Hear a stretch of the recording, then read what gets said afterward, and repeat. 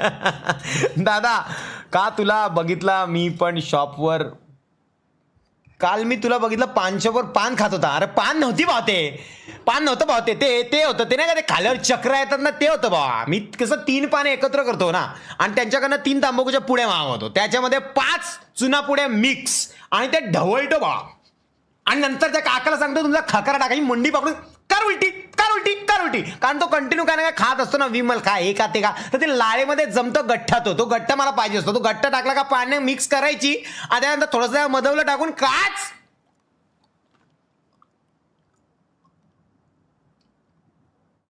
आ 5 घोटात पोटात पान गेलं पाहिजे, आत्मा डायरेक्ट बाहेर रिलॅक्स. च्या गावात डुक्कर. पानच्या दुकानात मी काय करत असेल रे मित्रा? अरे पानच्या दुकानात मी उभा राहू शकतो, पण एखादा माणूस संडासाच्या बाजूला उभा याचा अर्थ तो हागालाच गेला असं नसतं रे, म्हणजे शिशी करायलाच गेला असं नसतं. तो कदाचित त्याच्या मित्रासाठी गेला असेल, मित्राला शी आली असेल म्हणून गेला असेल.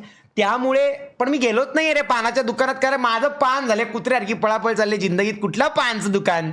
याच्या पानाच्या दुकानात मस्त रेसिपी है. हाँ नहीं, रेसिपी क्लियर है, ज्यादा कुछ उसमें मैंने डाला नहीं.